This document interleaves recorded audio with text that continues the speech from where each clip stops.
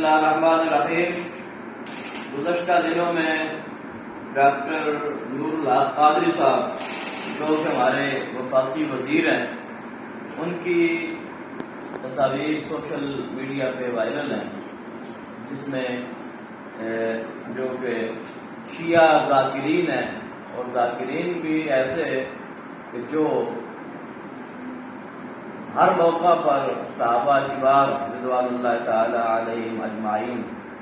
آپ کے بارے میں بکواسات کرتے ہوئے اور اس طرح کی گفتگو نازیبا الفاظ استعمال کرتے ہوئے دکھائی دیتے ہیں۔ تو گزشتہ سال بھی مختلف مجالس میں یہ واقعات پیش آئے اور کچھ ذاکرین کے اوپر پابندیاں مختلف علاقوں کے حوالہ سے لگائی گئیں، اور یہ کوئی نئی بات نہیں ہے، بلکہ کافی عرصے سے یہ معاملات ہوتے ہیں کہ جو عالم دین یا جو اسکالر یا جو خطیب یا ذاکر یا اس طرح کا کوئی بھی بندہ جب کسی بھی مذہب پہ اٹیک کرتا ہے یا مقدسات میں سے کسی کی بے حرمتی کرتا ہے، تو اس کے اوپر یقینی طور پہ پابندیاں جو ہیں وہ لگتی ہیں، اور یہی جو رول ہے وہ اپلائی کیا گیا ذاکرین کے اوپر بھی جو اسلام آباد میں بکواسات کیے گئے،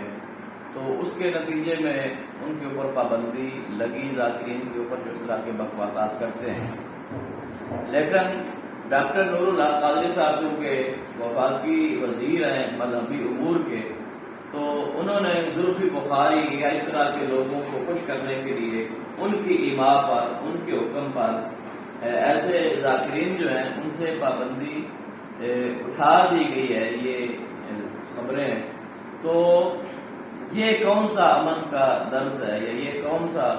اسلام ہے کہ ایک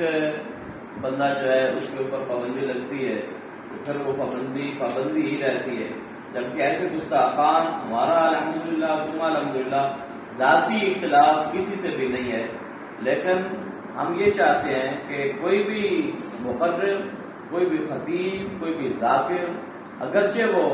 اہل سنت سے ہے، وہ شیعہ سے ہے، وہ وہابیوں سے ہے، کہیں سے بھی کسی بھی مسلک کے ساتھ وہ ریلیٹڈ ہے، تو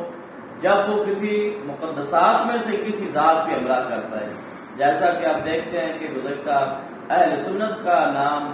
لے کر، اہل سنت کا لبادہ اوڑھ کر جو سیدہ طیبہ سیدہ فاطمہ الزہرا سلام اللہ علیہ آپ کی ذات بابرکات کے اوپر انگلی اٹھائی گئی اور مختلف ایسے الفاظ استعمال کیے گئے، تو ہم نے الحمدللہ اس کے خلاف بھی سٹینڈ لیا، اور چاہے وہ سنی ہو، چاہے وہ شیعہ ہو، چاہے وہ وہابی ہو، کسی بھی مسلک کے ساتھ وہ تعلق رکھنے والا ہو، تو یہ ہم کسی کو بھی اجازت نہیں دیتے کہ وہ نبی کریم صلی اللہ تعالیٰ علیہ وآلہ وسلم یا آپ کے آل پاک یا آپ کے اصحاب پاک یا قرآن مجید یا اس طرح کے جتنے بھی مقدسات ہیں، تو ان میں سے کسی کے خلاف بھی کوئی انگلی اٹھائے یا نازیبا کلمات ادا کیے جائیں، اس طرح کے جملے کسے جائیں جس سے امت میں انتشار پیدا ہوتا ہے۔ اب ایسے بیانات سے آپ دیکھتے ہیں کہ سنی شیعہ جو اختلاف ہیں، جو تضادات ہیں، جو اس طرح کے چیزیں ہیں، پھر یہ تنازع کی شکل اختیار کر جاتے ہیں، پھر لڑائی جھگڑے ہو جاتے ہیں، کتنے ہی ایسے لوگ جو ہیں وہ ان معاملات میں قتل بھی ہو گئے، کتنے لوگوں کی جانیں ضائع ہوئی ہیں ایسے معاملات میں، جبکہ ان لوگوں کو بعض بات پتہ بھی نہیں ہوتا کہ ہمیں کیوں مارا جا رہا ہے اور ہمارے ساتھ کیا واقعہ پیش آیا ہے۔ لیکن یہ ہے کہ اس طرح کے لوگ جو امت میں انتشار پیدا کر رہے ہیں اور فرقہ واریت کو آواز دے رہے ہیں اور دوسرے لوگوں کے جذبات جو ہیں ان کو مجروح کر رہے ہیں، ان کے جذبات کو ٹھیس پہنچا رہے ہیں، تو ایسے لوگوں کو ممبر رسول پر بیٹھنے کی قطعاً جو ہے وہ اجازت نہیں ہونی چاہیے، کیونکہ ہمارا اسلام تو وحدت کا سبق دیتا ہے، ہمارا اسلام تو دوسرے غیر مذہب جو ہیں ان کے بارے میں بھی آپ دیکھتے ہیں کہ باقاعدہ طور پہ یہ حکم موجود ہے کہ آپ ان کے جھوٹے خداؤں کو گالیاں نہ دو، ان کو برا نہ کہو، کیونکہ پھر وہ آپ کے سچے خدا کے خلاف اس طرح کے بکواسات کریں۔ تو اگرچہ وہ بد عقیدہ لوگوں کے لیے ایسی چیزیں ہیں جو ایماندار ہی نہیں ہیں، جو بلیور ہی نہیں ہیں، جو نان بلیور ہے، تو بحیثیت مسلمان چاہے ہم کسی بھی مسلک کے ساتھ تعلق رکھتے ہوں، چاہے ہمارا کوئی بھی عقیدہ ہو، لیکن جب ہم نے لا الہ الا اللہ محمد رسول اللہ صلی اللہ تعالیٰ علیہ وآلہ وآلہ وسلم پڑھ لیا اور جب ہم دائرہ اسلام میں داخل ہو گئے تو اب کوئی بھی مقدس ہستی جو ہے اس کا احترام ہمارے لیے لازمی ہے. تو لہذا ان مسائل کے اوپر اور ان فیصلوں کے اوپر نظر ثانی کی ضرورت ہے کہ کبھی بھی کسی بھی وقت ایسے خطیب یا ذاکر کو یوں ہی اس کی لگام چھوڑ دینا، یوں ہی اس کو کہ وہ دناتا پھرے، جو مرضی بکواسات کرتا پھرے، تو اس طرح تو ان کو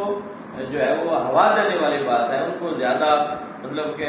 بالکل اب وہ یہ سمجھیں گے کہ ہم جو بھی بکواس کر لیں تو اس کے بعد کیا ہوگا، بس کچھ کاغذی کارروائی ہوگی یا کچھ بیانات سامنے آئیں گے تو سال 6 مہینے کے بعد یہ قوم تو 2 دن کے بعد بھول جاتی ہے کہ لگتا ہے یہ تو جو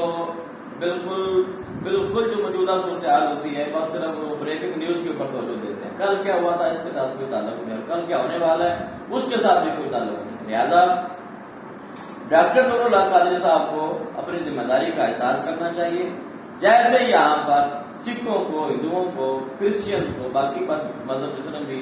دوسرے مذاہب کے لوگ ہیں، جب ان کو اجازت ہے کہ وہ اپنے جو رسومات ہیں یا اپنی عبادات ہیں اپنے وہاں پہ کریں، تو ایسے علاقے جہاں پہ آلریڈی تنازع چل رہے ہیں تو ایسی صورتحال میں ایسے کسی شرارتی بندے کی انٹری کروانا یہ دوبارہ سے نئے فتنے کو جو ہے کھولنے کا اور نئے فتنے کے آغاز کی جو ہے اس کی طرف ایک اشارہ ہے. تو اللہ پاک ملک کو، قوم کو سلامت رکھے. اللہ رب العالمین پاکستان کو اس طرح کے جو خدشات ہیں یا اس طرح کے جو معاملات ہیں ان سے اللہ پاک محفوظ فرمائے اور ہم سب کو اللہ رب العالمین شرع شریف کی پابندی کی توفیق عطا فرمائے. آمین.